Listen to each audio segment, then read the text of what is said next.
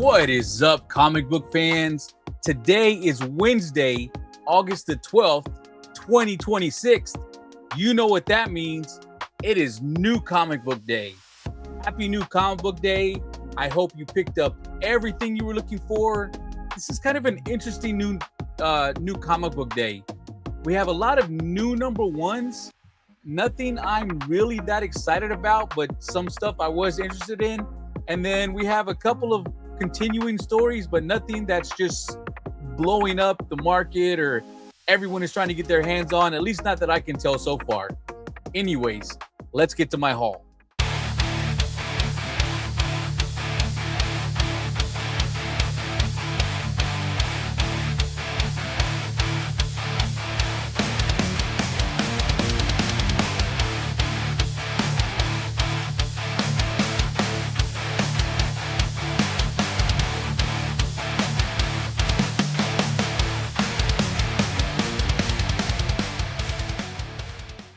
Okay, so first things first, happy birthday to my best friend and brother / war buddy, Derek. It has been 22 years since he and I were in San Diego in Miramar, getting prepared to ship out to Iraq. I want to say we left like on the 21st, 22nd of August, something like that. And we ended up getting there on the 25th. So happy birthday to him, brother. It's been a fun ride. Anyways, let's get to the haul. So we're going to start off with Absolute Batman, issue number 23. This is the main cover by Nick Dragotta. A really nice cover right here. So I am looking forward to this. We're going to get the introduction to the Absolute Clayface, as we can see right here. Which one is Clayface and which one is Batman? You let me know. And then I also picked up this cover, which is cover B by Jeffrey Spokes. A really nice cover. We got all the villains showing up right here. So this is definitely going to be the first book I read this week. Up next, we have Barbara Gordon Breakout, issue number 4. This is cover E by Mark Spears. A really nice cover by Mark Spears right here. Mark did a fantastic job on this cover with Barbara Gordon. I really like it. So hopefully this story gets a little better. It's been okay. It started off pretty good, but the last two have kind of been slow. Hopefully we get into the whole main plot of the story and see where it's going, because if not, I might end up dropping this. Next, we have Beast of Boriken, issue number 2. This is the main cover by Daniel Irizarry. Hopefully I said that right. It feels like it was a long time ago that issue number 1 came out of this story. I did like issue number 1, but it does feel like this was maybe 2 or 3 months ago that issue number 1 came out. Hopefully the story continues to be intriguing, and because I did enjoy issue number 1. Speaking of Clayface, next up is Clayface Celebrity Dirt, issue number 2. This is cover C by Hayden Sherman. A really nice cover right here. We have like a movie poster type homage cover. Really nice cover. I did enjoy issue number 1. So it seems like Clayface has split into about 5 different entities. And the one that we start off with is captured in prison and is seen as psychiatrist. They believe that they are the main Clayface, who is the movie star and celebrity. They end up breaking out, and then they find out that they are not that Clayface. So gonna have to find out how they handle that and see where the story goes from there. But I did like issue number 1. Next, we have Dork, issue number 7. This is cover B. A really nice cover right here by Frank Cho. I really like this cover. We have, Beware of the Bog Monster. A really nice cover right here. I haven't read Dork since issue number 3. I was enjoying it, but not enough just to keep it on the top of the reading pile. Eventually, I will get back to it. If y'all are still reading Dork and up to date, let me know.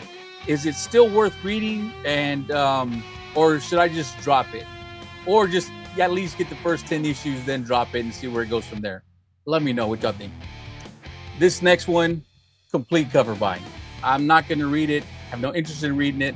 I hear it's good, but this is all about the cover. And I am talking about Emperor Aquaman, issue number 20. This is cover B by Mark Spears. And this is a fantastic cover of the Black Manta right here. Mark Spears did a fantastic job with this cover. I hope that we're getting the return of Mark Spears with the great artwork that I have come to expect for him. Hopefully he's starting to take less work so he can get more time to do his covers, because when he does stuff like this is how I remember Mark Spears coming out. Really fantastic cover right here. We're going to follow that up with Exquisite Corpses, Rascal Randy, issue number 2. This is the main cover by Dylan Burnett. A really nice cover right here. So this is an origin story of where Rascal Randy, the character, came from, and possibly the serial killer, where he came from as well. So far, we met a couple of characters, some kids, and one of the kids is saying his grandfather, I believe, or great-grandfather, was the creator of Rascal Randy, which I'm assuming is this guy. And that's as far as we got. So I did like issue number 1. It wasn't, there wasn't the most action in it, but it was, a number 1 trying to get us into what the story's going to be about. So hopefully issue number 2 picks up. Did you pick up your issue of G.I. Joe, A Real American Hero, number 330, where we had the appearance of Laura Croft at the end of the book? If not, hopefully you did pick up the second printing by Chris Mooneyham, and here we have Laura on the cover. So there's going to be a crossover event with Laura Croft and G.I. Joe, A Real American Hero. I want to say the series comes out for FOC in maybe 3 weeks to a month, something like that. But it's going to be a crossover series. It's not going to be like, issue 331 or anything like that. It's going to be its own little mini series. So I will be picking that up. But until then, really happy that I got this second printing of issue number 330. My next 2 pickups are books that I know a lot of people are getting tired of. But as a Kaiju/Godzilla fan, I have to continue to pick them up. Here I have Godzilla, Godzilla's Masterpiece Theater, Roar of the Worlds. This is issue number 1, and this is the main cover by Tom Scioli. A really nice cover right here. We have Godzilla, we have the mech robots from the World of Worlds. Really nice cover, but the one I really like is cover C. This is the Flops cover. A really nice variant right here. I really like the way Flops did this. This is more of like our 80s. Man, my lighting is awful today. It's more of like that 80s look of Godzilla. I really like this cover. This would be cool if it was a glow in the dark, or if it glue under a black light. You know what? I'm gonna take some pictures of this under a black light, see how it looks. I'll post those on my Instagram. Then y'all can check those out and see if it looks any better. But a really nice cover, and hopefully this is as good as the Horror of Godzilla was, which I doubt, because that was a fantastic read, or at least as good as Godzilla versus the Odyssey, because that one was actually a really enjoyable read and really fun. This one has the potential to do the same thing. My next 4 books are a new number 1, all from the same series. I'm trying to get my daughter into comic books. She loves this character. Hopefully this gets her into wanting to read more comic books. But I have Hello Kitty, Hello World, issue number 1. This is cover A by Paulina Ganuso. I hope I'm saying that right. So I did pick up a few of these. I also picked up this cover, which I believe is cover B by Rian Gonzalez. I'm a fan of Rian Gonzalez. It feels like it's been a while since we've had a Rian Gonzalez cover. I also picked up this cover, which is cover D by Toki Takoro. Hopefully I said that one right.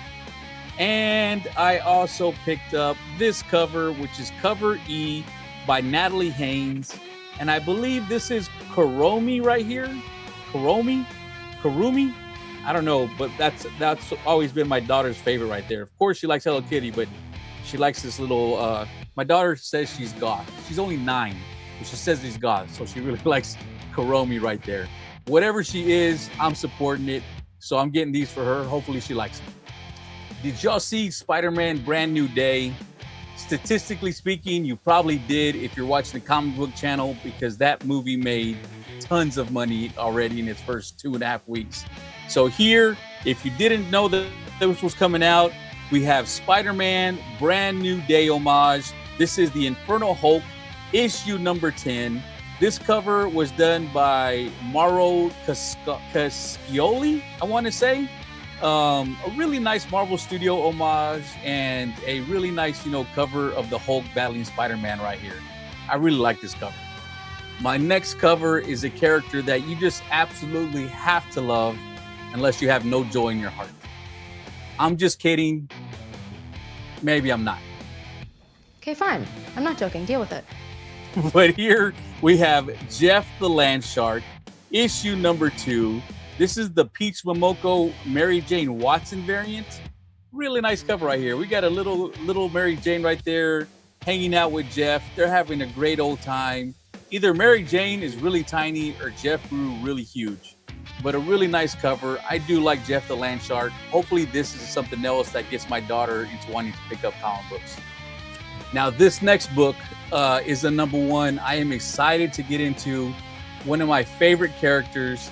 Hopefully we get a great story, and this run is one of those long-lasting runs because it's so good. But I have Miles Morales, Spider-Man, issue number 1. This is the cover by Chrissy Zulo Uminga, which is the Marvel Duck variant. Really nice cover right here. It's a little rubber duck cover. But I also picked up this cover, which is the Pierre Perez foil variant. And again, I'm sorry my lighting is crap, but this foil looks really fantastic. My lighting is crap. If it's not one thing or it's another, it's either my camera is bugging out and pixelating everything, or my lighting is awful. But here you go, a really fantastic foil cover right here by Pierre Perez. And then I also picked up the Scotty Young variant. Really nice cover. I love when Scotty gives us a full cover with background, foreground, and it's not just the character on a white background. If we get it and the character's done well, I will take it. But I love it when he does a full cover like this one. Really nice. All right, another new number 1. This was one that sounded like it could be interesting. We'll see. I did flip through it. I hope the story is fantastic because the artwork didn't just catch my eye and really want to just pull me in. So hopefully we have a fantastic story. But I am talking about Regicide. This is issue number 1. This is cover B by Adam Cyber. A really nice cover right here. A really kind of gross cover too, if you see all that stuff coming out of the legs or whatever she's attached to down there. And then there was also not quite a black bag, but it was basically a black bag variant. And there's what the cover of the black bag looked like. There is no way I can show you what's on this cover. It is just, I would basically have tape from top to bottom, so there's no point in showing it to you. If you want to see it, go find one and check it out. It's going to be hard to forget once you see it, though. I'll tell you that way. Remember how I told you this is kind of gross? There you go. So in Action Comics number 1100, we had the return of Superman. And with Superman being back, it looks like we're going to have some type of storyline with Zod. And it's gonna go across a few of the Superman titles, including Supergirl. So here we have Supergirl, issue number 16. This is cover B by Nubovich. I want to say this is the first time Nubovich has done a Supergirl cover. It's a nice cover. It's nothing fantastic. Like I said, his Poison Ivies are amazing. Supergirl's okay. Maybe he wasn't quite sure what to do. Maybe he was, kind of rushed. I don't know. I still picked it up. Hopefully we get more from him because his Poison Ivy covers are so amazing. Somehow he makes her look really gorgeous and also really creepy sometimes. Fantastic job he does with it. But then I also picked up the Stephanie Hans variant. This is cover C. This is a gorgeous Supergirl cover. This is probably one of my favorite covers of the week. Really fantastic job by Stephanie Hans right here. And then I also picked up this cover, which was a late edition. This one I don't think dropped until late Friday night or Saturday, the weekend of FOC. So I didn't actually have it on my FOC list for y'all to see. But, you know, I always go back and check because they do drop stuff on the weekends.